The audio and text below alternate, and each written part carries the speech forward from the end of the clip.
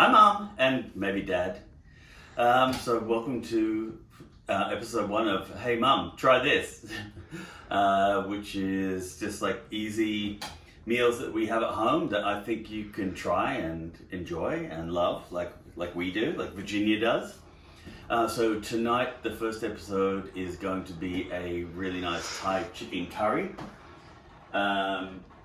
That's really simple to make and super delicious, and it tastes like something you would get at a restaurant, but it probably costs maybe $4 or $5, feeds about 3 people, and the ingredients are really simple, really easy. The only thing is probably just to buy a couple of the Asian things. I'll put the ingredients list in a snapshot roundabout now, so you can freeze frame that and take it to the shops. But basically, if you want to come in and have a look.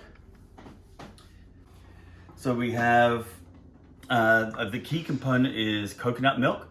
And I did want to say, don't get the skim milk. Get full fat coconut milk. The other stuff doesn't taste as good and it's a waste of your time. Something you might need to go out and buy is fish sauce. But if you do have fish sauce in your fridge, I know you, Mum, make sure it's not expired in 2016.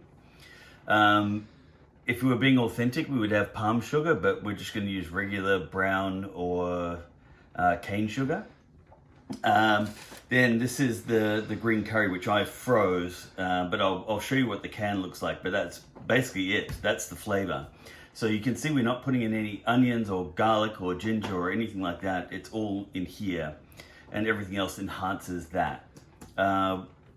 It calls for chicken stock, but I'm just going to use a stock cube.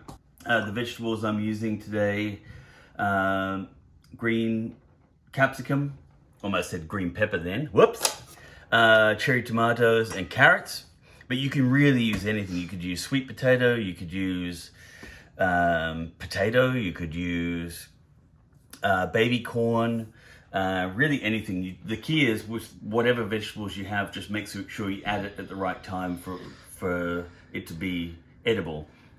The carrot will obviously go in with the chicken to make it softer, but these will go in right at the end because they don't need to be cooked. And then in here, I have 3 chicken thighs, or 4 chicken thighs, around about 3 or 4. So first ingredient is the coconut milk. You need 1 3/4 cups of coconut milk, which conveniently is 1 can of coconut milk. And the first thing we do is, oh, the cat's going to come in. The first thing we do is take 3/4 of a cup, so just about this much, leaving a full cup left over. We want to reduce that 3/4 coconut milk down to probably about 1/4 cup. And the reason we do that is because there's oils in here, and it releases the oils, but it also thickens the coconut milk. So, you know, when you have a coconut curry at a restaurant, it's really thick in your mouth. That is how they do it. They take 3/4 of that cup and they boil it down, reduce it, till you've got about 1/4 cup left. So this has been bubbling for probably about 10 minutes, reducing. You can see how thick that is. I guess I'd say we'd have reduced it by about half. But if you look at how wobbly coconut milk is normally, and you look at that, it's really thick and creamy. So it took about 10 minutes to reduce. Then we want to take the green curry. Now this is in foil because for this recipe you're basically using half a can, so you can freeze the other half, no problem at all. Store that for a month or 2 so you can make it again at another time. So what we're going to do is we're going to put this green curry in, stirring this into the coconut milk, and then get it to a simmer, and then keep stirring for probably about a minute or 2 once it's gotten hot. So this has been bubbling away for about a minute.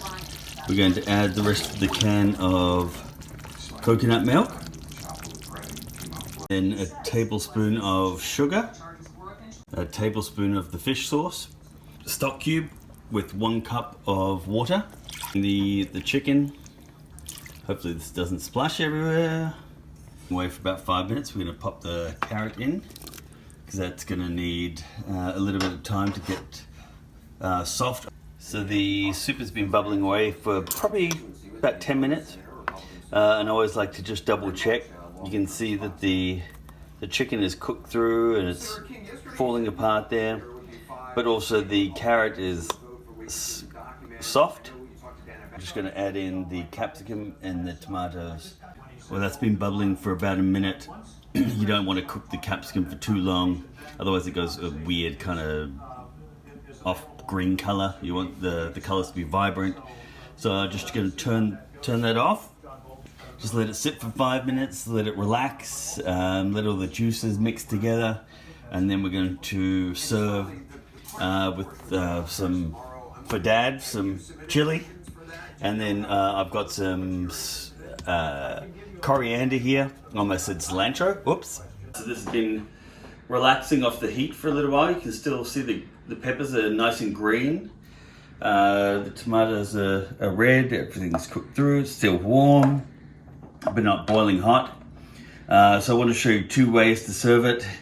The first will be my dish for this evening. So just dump the rice on there. Put a scoop on, and then I'm gonna have some chilies on there, and then put some coriander, but again I mentioned Thai basil before.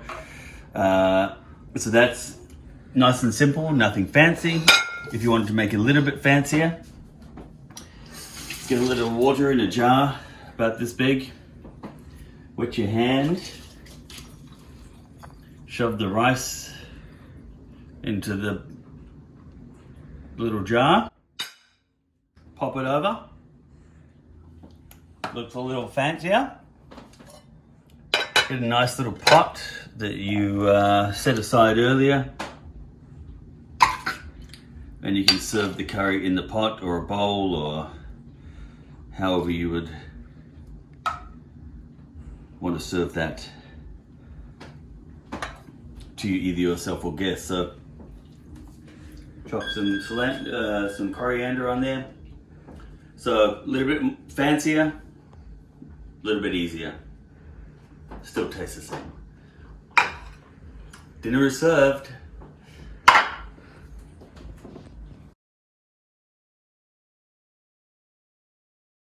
What do we think? Waiting.